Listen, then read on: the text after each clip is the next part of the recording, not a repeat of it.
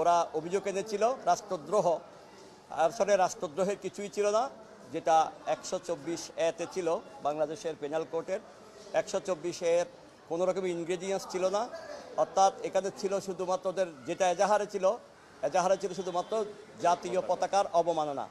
এখন জাতীয় পতাকা অবমাননার জন্য বাংলাদেশে যেটা আছে সেটা হচ্ছে 1 বছরের সাজা হতে পারে, কিন্তু উনি তো যেখানে ঘটনাস্থল, আমরা বলছি ঘটনাস্থল থেকে ওনার অনুষ্ঠান স্থল যেখানে জাতীয় পতাকা, সেখানে প্রায় 2 কিলোমিটার দূরত্ব আছে। এবং এই মধ্যে ওনার যেটা এনেছে 1 থেকে 9 নম্বর আসামি, উনি 1 নম্বর আসামি। 1 থেকে 9-এর ইন্ধনে, অর্থাৎ ওনার ইন্ধন দেওয়ারও কিছু নেই।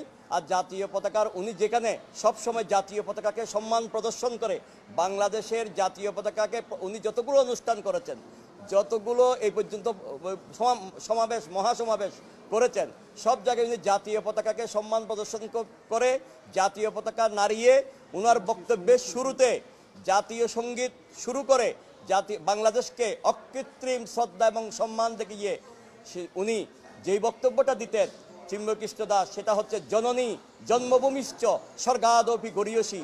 জননী এবং জন্মভূমি স্বর্গের চাইতে উত্তম। যিনি এটা চিন্তা করেন, যেটা ধারণা করেন, সারা বাংলাদেশে যিনি এটা সমস্ত সনাতনীদের কাছে এটা পৌঁছিয়ে দিয়েছেন, এই দেশপ্রেমিককে অবশ্যই দেশদ্রোহী হিসেবে রাখা যায় না। আমাদের বক্তব্য ছিল এটা।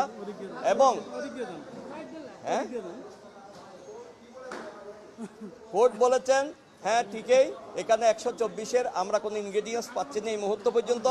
এবং এতদিন উনি 26/11/2024 থেকে জেলে আছেন।